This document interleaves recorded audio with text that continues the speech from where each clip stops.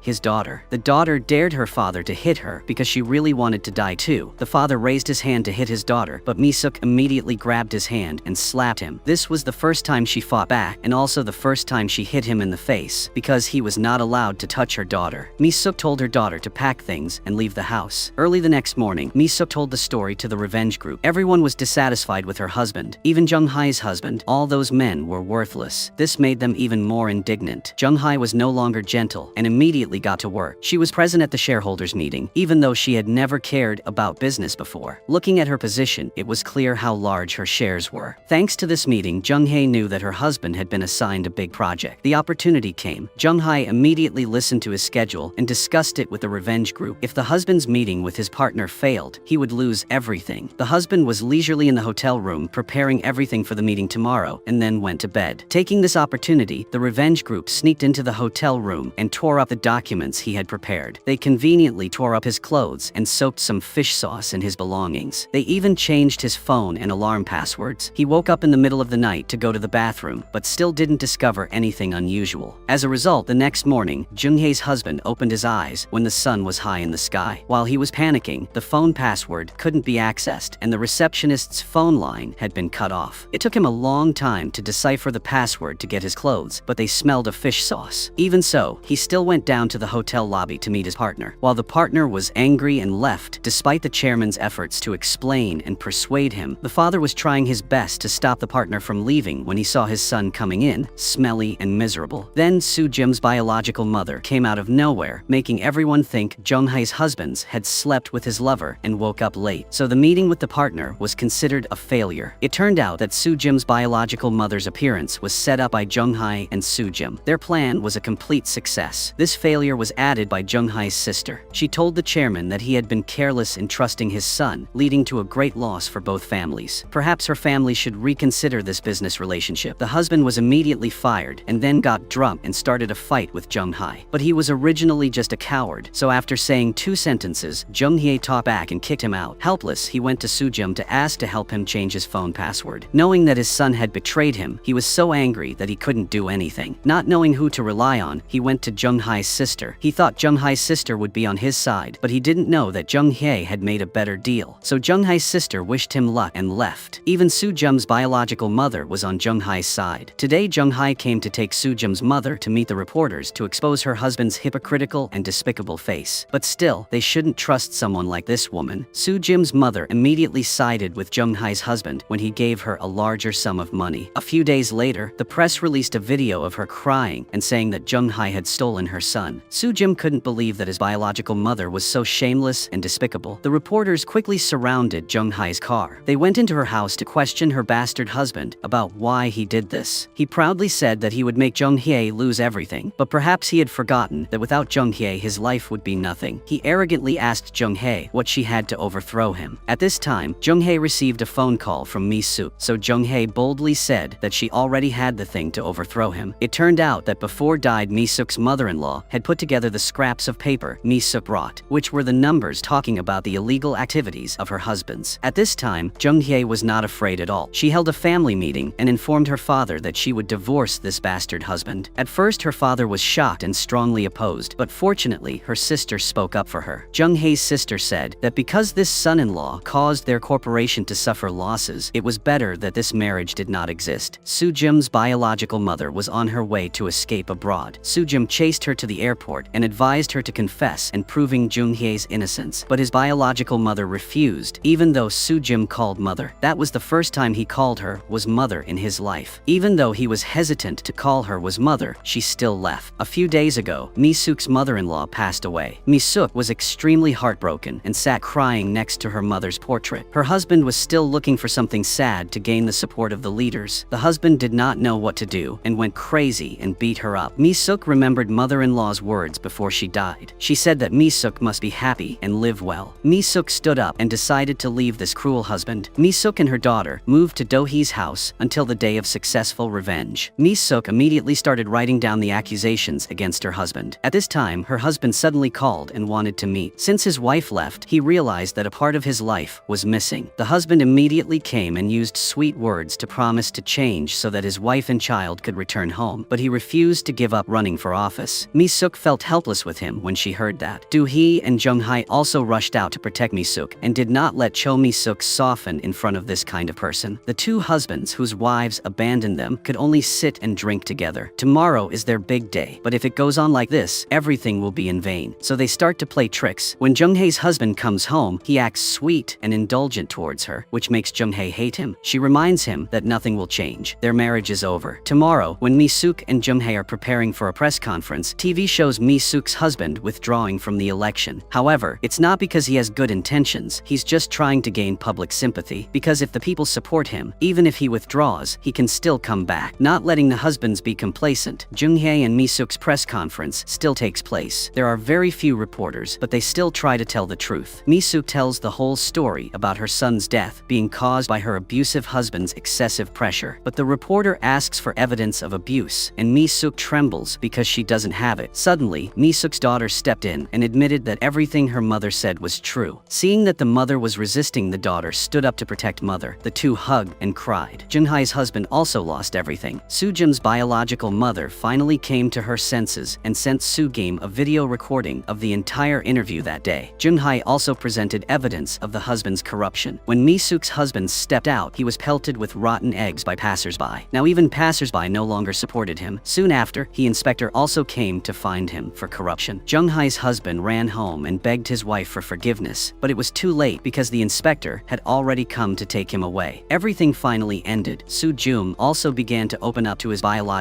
mother. Mi-sook and her daughter also talked to each other. Mi-sook's daughter had always been indifferent because she hated her mother's suffering because of her. Now that the two of them depended on each other to live, everything would be fine. As for Do-hee, she now had someone she loved, and her son deliberately created situations to help his mother. After everything, Jung-hae went to find her father-in-law and asked him to let Soo-jum be free because of their relationship. Don't force him into the temptations and status of the K-ball. Thanks to that, Soo-jum had a more relaxed life. His relationship with Mi-sook's daughter seemed to progress better than friendship. As agreed, Jung-hae gave her shares to her sister, which meant that Jung-hae gave up her identity as the daughter of a wealthy family. Her sister was extremely surprised by Jung-hae's actions. Before leaving, Jung-hae did not forget to leave a piece of cake with a thank you note and a goodbye message. Hearing that her sister laughed, perhaps after this incident, her sister had also considered Jung-hae as younger sister. The revenge group gathered together again. Looking back at the whole process, it was unbelievable that they had come this far. They originally did not trust each other at all in the beginning, but now they were like family. Now that the revenge was over, each person's purpose would be different. Soo-jum will temporarily go to the mountains to review for the university entrance exam. Mi-sook doesn't know what she will do. Do-hee will continue her job as a fishmonger. Jung-hae will travel around the world. They say goodbye to each other and promise to meet again in a year. A year has passed very quickly. Jung-hae returns to the country with a completely new look. The first thing she does is call Do-hee and Mi-sook to inform them. On Do-hee's side, everything was extremely satisfying. Her daughter also passed the civil service exam after many efforts. She also has a very handsome boyfriend. Mi-sook and her daughter do volunteer work together at the orphanage. When they meet Jung-hae again, the revenge group is extremely surprised by her new appearance. All four of them go to the revenge group's base. It turns out that Jung-hae has opened a hot spring bathhouse in the capital, using the revenge group's name as the brand. Jung-hae even hired Soo-jum's biological mother to work there. This woman now knows how to earn money with her own hands and even gives Soo-jum pocket money, making him feel her motherly love. The revenge group meets again, and they suddenly wonder what to do next. Suddenly, the group sees a husband bullying his wife outside the door, and the anger inside them rises again, causing the group to rush out crazily. Perhaps the revenge group will continue to carry out justice in other ways. Avengers Social Club movie has also ended here. Goodbye and see you all in the next videos.